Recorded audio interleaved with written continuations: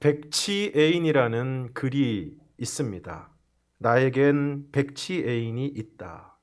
그 바보의 됨됨이가 얼마나 나를 슬프게 하는지 모른다.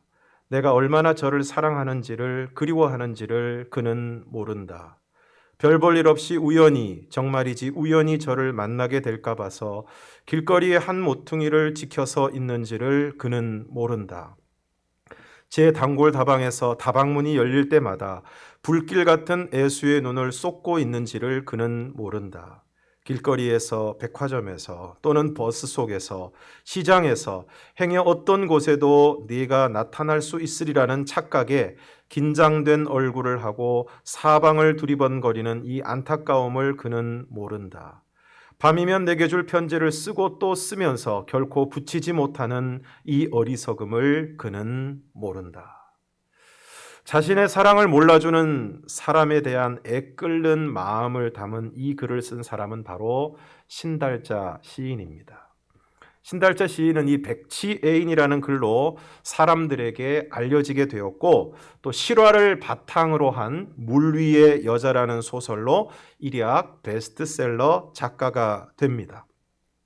이런 이력만 보면 신달자 시인은 그야말로 탄탄대로를 걸어온 것처럼 보이지만 사실은 인생 가운데 큰 고난을 겪은 분입니다.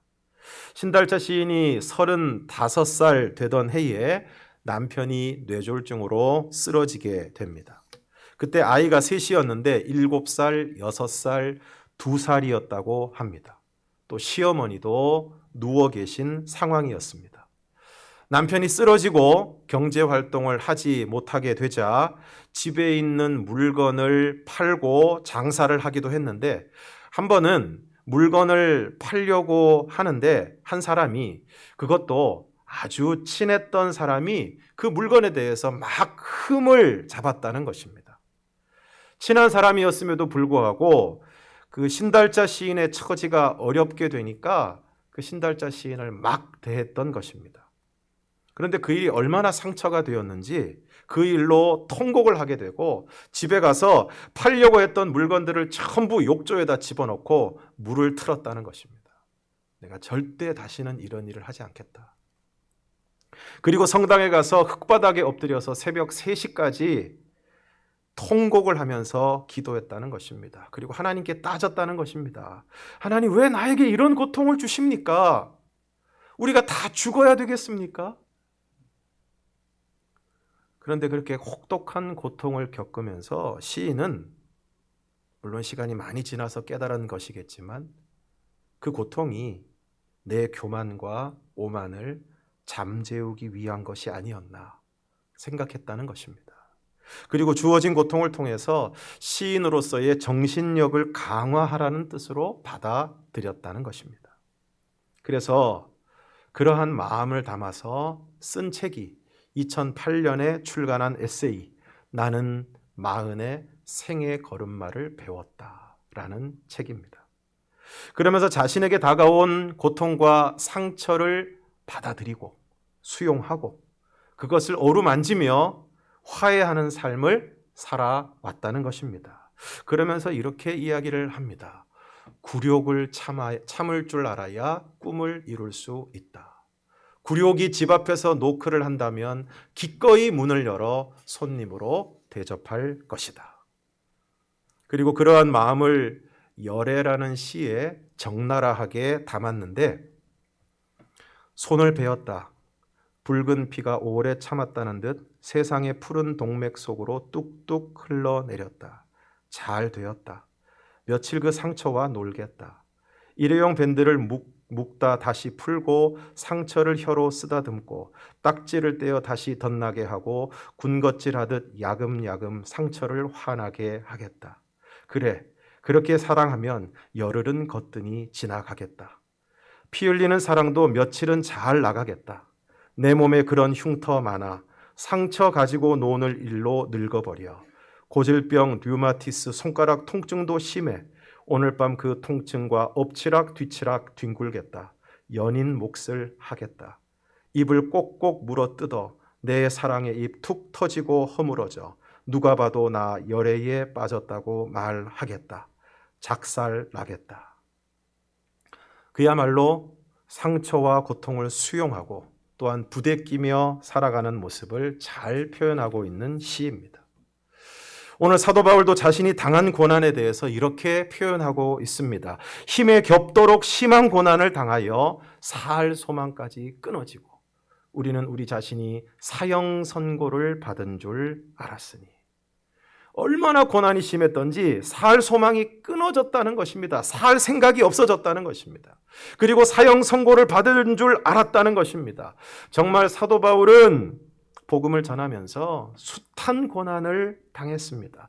고린도후서 11장에 그 자세한 내용들이 나오는데 23절에서 27절까지의 말씀을 보면 그들이 그리스도의 일꾼이냐 정신없는 말을 하거니와 나는 더욱 그러하도다. 내가 수고를 넘치도록 하고 옥에 갇히기도 더 많이 하고 매도 수없이 맞고 여러 번 죽을 뻔하였으니 유대인들에게 40에서 하나 감한매를 5번 맞았으며 3번 태장으로 맞고 1번 돌로 맞고 3번 파선하고 일주야를 깊은 바다에서 지냈으며 여러 번 여행하면서 강의 위험과 강도의 위험과 동족의 위험과 이방인의 위험과 시내의 위험과 광야의 위험과 바다의 위험과 거짓 형제 중의 위험을 당하고 또 수고하며 애쓰고 여러 번 자지 못하고 줄이며 목마르고 여러 번 굶고 춥고 헐벗었노라.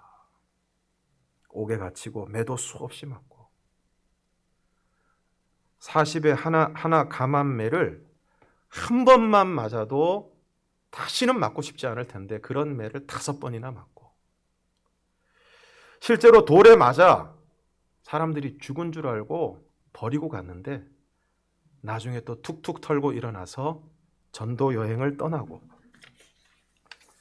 전도 여행을 하는 모든 과정 가운데서 앞에서 언급했던 수많은 위험에 실제적으로 직면하는 삶을 살아야 했습니다.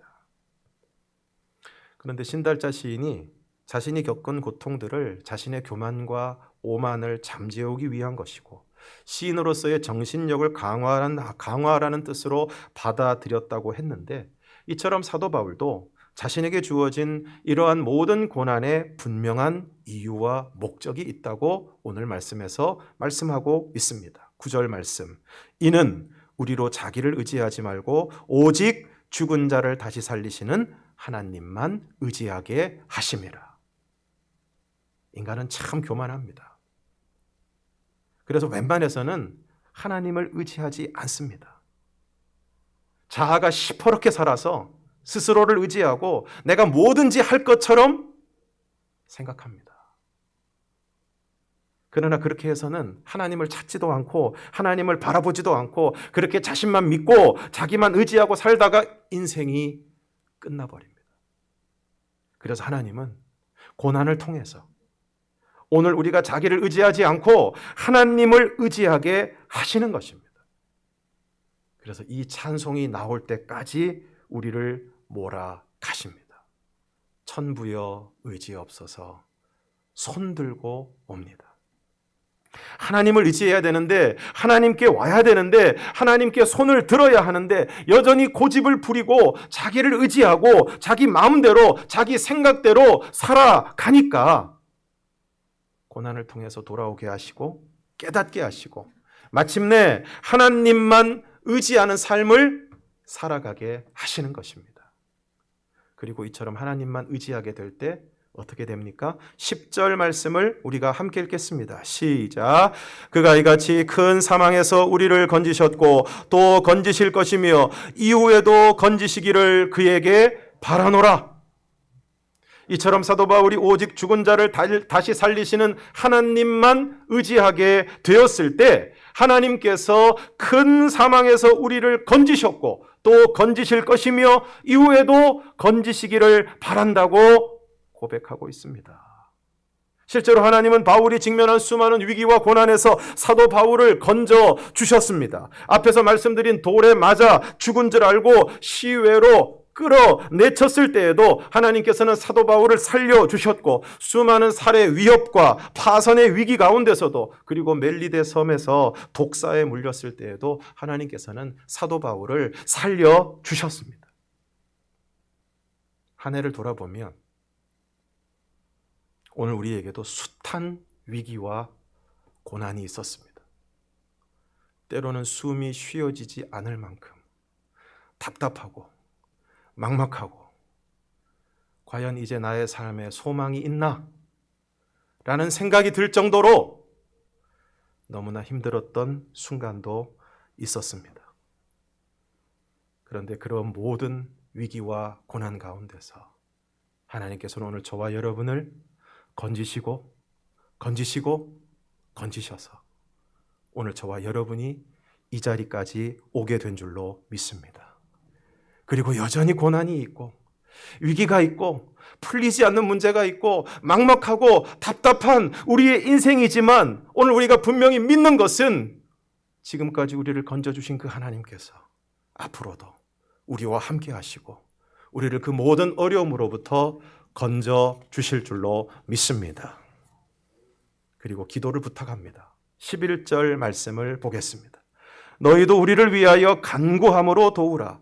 이는 우리가 많은 사람의 기도로 얻은 은사로 말미암아 많은 사람이 우리를 위하여 감사하게 하려 함이라. 고난 가운데 있는 사도 바울이 고린도 교회 교인들에게 기도를 부탁하고 있습니다. 오늘 우리도 그래야 합니다. 고난 가운데 있을 때 기도를 부탁해야 합니다. 그리고 이렇게 말씀합니다. 이는 우리가 많은 사람의 기도로 얻은 은사로 말미암아. 여기서 많은 사람의 기도로 얻은 은사는 흔히 우리가 생각하는 성령의 은사가 아니라 많은 사람의 기도를 통해서 고난 가운데서 건짐받는 것을 말씀하고 있는 것입니다. 어떤 사람이 고난을 당하게 되었을 때 그 사람이 여러 성도들과 교회에 기도를 부탁하고 온 교회가 온 성도들이 그 고난당하는 성도를 위해서 열심히 기도하고 하나님께서 그 기도를 들으셔서 마침내 그 사람을 건져주심으로 구원하여 주심으로 하나님께 감사하게 된다는 것입니다. 그렇습니다. 이처럼 누군가가 고난을 당하고 있을 때 많은 사람이 그 사람을 위해서 기도하면 우리 하나님께서 그들의 기도를 들으셔서 그 사람을 그 고난 가운데서 건져 주시는 것입니다. 그래서 어떻게 됩니까? 많은 사람이 우리를 위하여 감사하게 하려 함이라. 누군가 고난을 당하고 있을 때 많은 사람들이 그 사람을 위하여 기도하고 그 기도를 통하여 고난 가운데서 건짐을 받고 그로 인하여 많은 사람이 감사하게 된다는 것입니다. 오늘 우리 교회 안에 이런 일들이 많이 일어나기를 바랍니다. 누군가 고난을 당하고 있을 때 온 성도들이 온 교회가 그 사람을 위하여 기도하고 그 기도를 통해서 그 사람이 고난 가운데서 건짐을 받고 그것을 통해서 모든 사람들이 기뻐하고 감사하는 일들이 오늘 우리 교회 안에 많이 생겨날 수 있기를 주님의 이름으로 축원합니다. 사랑하는 성도 여러분, 고난에는 분명한 목적이 있습니다. 그것은 자기를 의지하지 말고 죽은 자를 다시 살리시는 하나님만 의지하게 하시기 위함입니다. 그러면 큰 사망과 같은 고난에서 우리를 건지시고 또 건지시고 앞으로도 건져 주실 것입니다. 그리고 우리는 고난당하는 이들을 위하여 기도해야 할 것입니다. 내가 고난을 당할 때 다른 사람에게 기도를 부탁해야 할 것입니다. 또한 누군가 고난을 당하고 있을 때 우리는 그 고난과 고통을 우리의 것처럼 여기면서 그들을 위해 기도할 수 있어야 할 것입니다. 그 기도를 통해서 그들이 그 고난에서 건짐을 받게 될 때 우리는 모두 감사하게 될 것입니다. 이러한 역사가 오늘 우리 모두의 삶 가운데, 오늘 우리 교회 가운데 많이 일어날 수 있기를 주님의 이름으로 축원합니다.